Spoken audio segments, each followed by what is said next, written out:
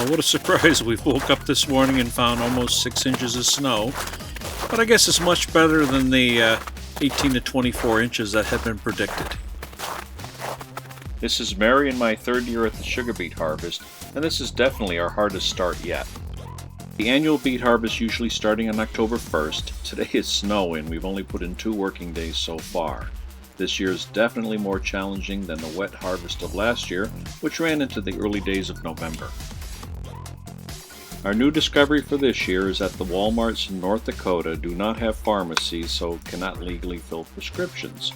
So off to Crookston, Minnesota, located just 22 miles away, for Mary's script. Just 1 mile out of Grand Forks, we start passing field after field of leafy green plants. You guessed it, they're sugar beet fields. Further along you'll see fields that look like they've been harvested already, but they're not. Before the beets can be pulled from the ground, they're topped with the leafy material sheared off at the ground level, so only the beets are sent to the processing plants. As you pass the fields, you might see fields planted with sunflowers. One of Minnesota's and North Dakota's secondary crops are sunflower seeds, which are used for birdseed. Another type of crop you will find in Minnesota and North Dakota are cornfields. But this corn is not the variety that you see in the produce section of your store. This corn is used mainly to feed animals over the cold and snowy North Dakota winters. We've made the turn and are approaching the East Grand Forks piling area and processing plant.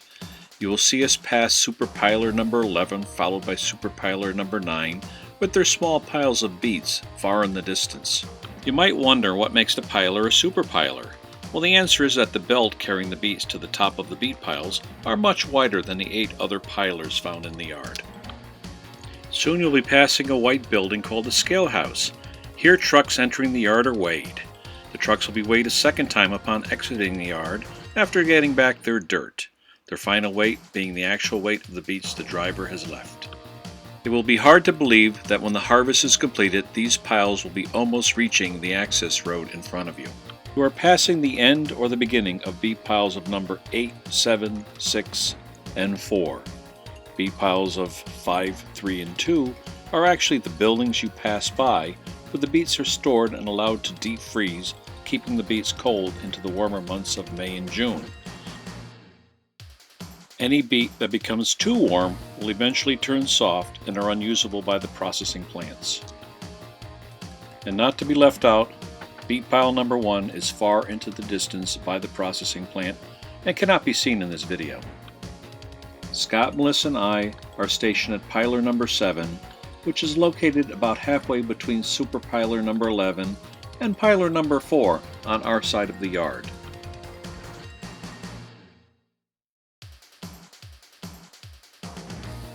With work starting tomorrow, we headed back to our temporary home at the Red River State Recreation Area's campground.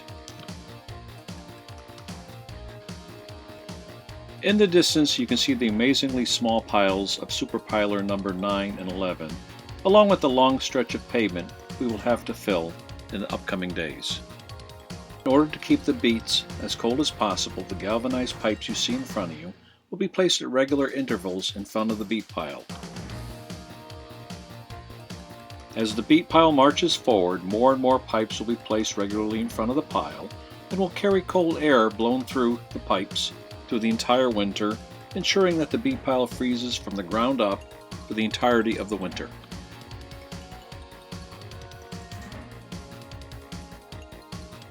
Day number 1, you see a small pile, and the trucks start arriving and lines begin to form. You can see that the truck on the right has its bed lifted and is dumping beets into the hopper.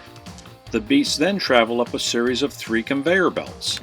The first conveyor belt lifts the beets from the ground level up to the wider transition belt, which will take the beets up to the hopper. As the beet transitions through the hopper, it will be sprayed with a thin coating of water, which helps in the freezing process. Then up it goes into the longer boom conveyor belt, which takes the beets to the top of the pile. The boom will then swing from side to side, spilling the beets onto the top of the pile. When the top of the pile can accept no more beets, then the piling machine will slowly inch backwards, allowing more room. As day 2 arrives, we are promised a slow start to the day. Why? Fog. Fog which slows down the flow of the beet trucks from the farm to the piling sites. But why worry about it? We're being paid the same rate whether we have beet trucks or not. You can see in front of you the skid steers working hard at laying new pipe, while the ground crew stays safely out of their way. The piler usually has a crew of 5, 4 being grounds crew, 2 for each side, who are responsible for the truck's safe dumping of its beets and the returning of their surplus dirt.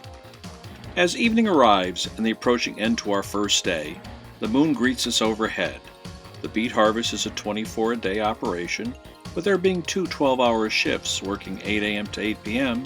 or 8 p.m. to 8 a.m. Crystal Sugar pays its employees bi-weekly at approximately $15 an hour or more, depending on A, how many years you have worked for Crystal Sugar, B, what type of job or your position at Crystal Sugar, and there's other variables involved. On a standard 12-hour shift, you were paid standard time for the first 8 hours of the day and time and a half for the second 4 hours, regardless of how many hours you might have worked that week. All hours worked on Saturday are a time and a half, and all hours worked on Sunday are double time. As our second day together at the beet harvest comes to an end, I'll leave you a few pictures as I remind you that in order to follow us at the beet harvest, you have to ring the bell. You need to subscribe and give us a thumbs up.